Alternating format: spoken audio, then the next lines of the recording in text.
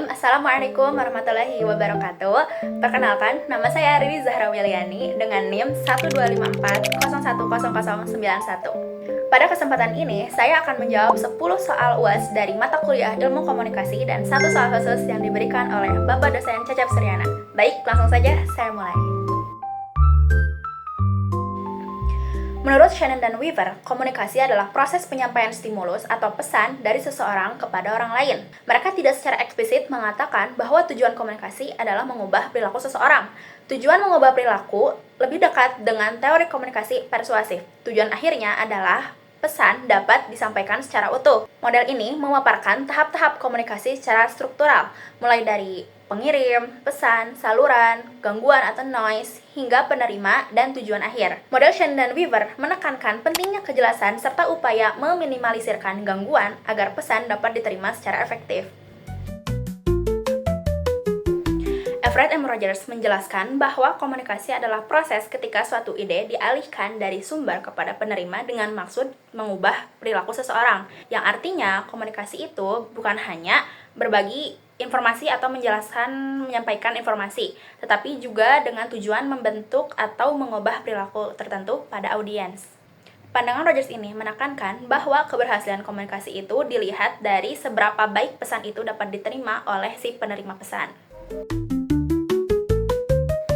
Komunikasi massa memiliki kesegaran umpan balik yang rendah karena pesannya itu disampaikan secara luas dan tersebar, yang akibatnya komunikator itu tidak bisa langsung mengetahui bagaimana respon masyarakat secara real time. Contoh simpelnya seperti televisi atau radio yang menyampaikan informasi ke jutaan orang, tetapi tidak langsung mengetahui bagaimana respon audiens pada saat itu juga. Berbeda dengan komunikasi tatap muka langsung, yang langsung mengetahui bagaimana respon seseorang di saat itu juga.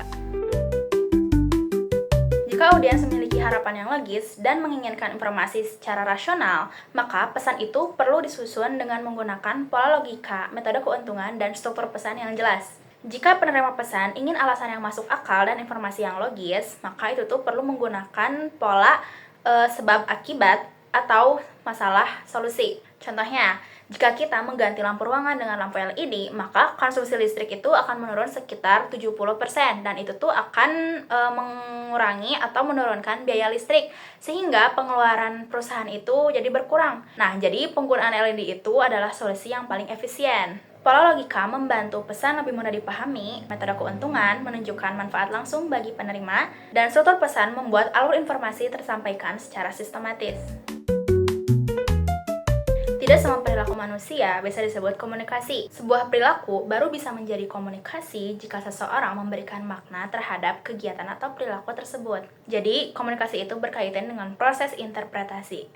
Misalkan, seperti seseorang menghela nafas, seperti itu tuh belum bisa disebut sebagai komunikasi, belum tentu menjadi komunikasi. Tapi, ketika orang lain menafsirkan sebagai bentuk tanda bahasan, oh, dia menghela napas seperti itu, mungkin dia bosan, oh mungkin dia kesal. Nah, barulah perilaku tersebut itu bisa masuk ke ranah komunikasi. Nah, ada juga pernyataan dari para ahli, seperti Frank Edens. Ia menjelaskan bahwa komunikasi melibatkan pemberian makna terhadap suatu tindakan. Dan menurut David K. Berlo, makna itu terdapat di penerima, bukan pada pesan itu sendiri. Jadi, interpretasi itu adalah kunci. Gangguan psikologis dalam komunikasi terjadi ketika ada hambatan yang berasal dari kondisi mental atau emosional antara komunikan dan komunikator. Misalnya, pada perbedaan persepsi, prasangka, rasa takut, dan kecemasan. Nah, akibatnya, pesan yang disampaikan itu tidak sesuai dengan maksud awal. Jadi, bisa jadi tidak diterima sebagai maksud awal sebenarnya. Contohnya, jika seseorang ingin menyampaikan pesan secara netral, pesan yang biasa saja sebenarnya, tapi kondisi hatinya sedang marah atau sedang emosi. Nah, pesan yang disampaikan itu bisa ditangkap sebagai maksud yang negatif, padahal sebenarnya tidak seperti itu. Nah, sehingga komunikasi pun menjadi tidak efektif. Gangguan komunikasi yang disebabkan karena kesalahan pada bahasa yang digunakan adalah gangguan teknik. Pernyataan tersebut salah, karena itu bukan gangguan teknik, tapi gangguan semantik. Gangguan teknik merupakan hambatan komunikasi yang disebabkan oleh faktor fisik atau teknis, seperti suara bising, jaringan internet buruk, audio yang pecah, dan lain-lain. Jadi, gangguan teknik itu terjadi karena adanya masalah pada alat atau media komunikasi yang digunakan, bukan pada bahasa. Nah, gangguan semantik ini adalah gangguan bahasa atau persepsi seperti di soal sebelumnya. Komunikasi itu memang penting, tapi bukan panacea atau obat mujarab untuk semua masalah. Banyak persoalan atau konflik dalam masyarakat yang berkaitan dengan struktur sosial, ekonomi, atau politik, sehingga tidak bisa diselesaikan hanya dengan berbicara. Komunikasi memang bisa membantu meredakan konflik, tetapi ada batasnya. Contoh sederhananya, jika ada dua pihak yang bertengkar karena ada ketidakadilan gaji, komunikasi tidak bisa menyelesaikan konflik tanpa adanya perubahan struktur organisasi. Oleh karena itu, memahami konteks dan faktor di luar komunikasi juga sangat penting.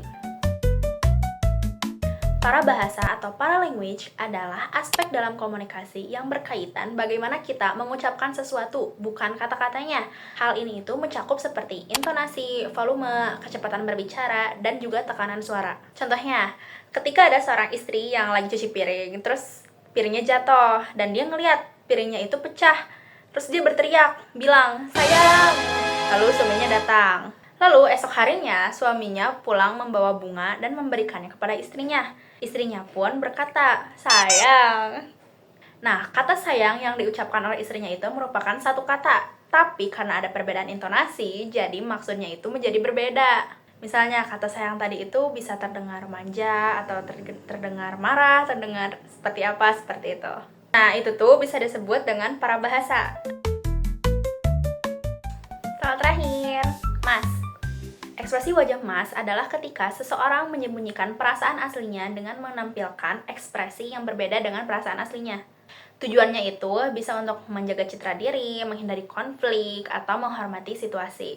Contohnya, ketika ada seseorang yang tiba-tiba terjatuh dari panggung, tapi ekspresi dia itu menunjukkan bahwa dia itu tersenyum dan dia itu tidak apa-apa. Nah, sebenarnya perasaan sebenarnya dia itu malu, sakit. Nah, ekspresi itu tuh ditampilkan sebagai mask atau topeng yang menutupi perasaannya sebenarnya. Kalau saya diminta untuk menceritakan perjuangan ayah saya dalam memimpin keluarga, satu hal yang paling saya rasakan adalah bahwa beliau selalu memimpin dengan contoh, bukan hanya dengan kata-kata. Ayah saya mungkin bukan tipe orang yang banyak bicara, tapi perilaku dan tanggung jawabnya itu selalu menunjukkan bahwa beliau memprioritaskan keluarga di kehidupannya. Ayah saya selalu bekerja keras, bahkan mungkin pada saat tidak dilihat orang-orang juga, beliau tidak pernah mengeluh. Saya sendiri tahu bahwa dia menyimpan beban di kehidupannya atau menyimpan masalah, tapi beliau tidak mengeluh. Nah, justru dari situ saya belajar bahwa kepemimpinan atau memimpin itu tidak hanya harus sempurna, melainkan tetap berdiri dan mengambil peran meskipun keadaan sedang sulit. Saya tidak pernah melihat ayah saya menangis, dan itu menunjukkan bahwa beliau adalah sosok yang kuat yang saya ketahui.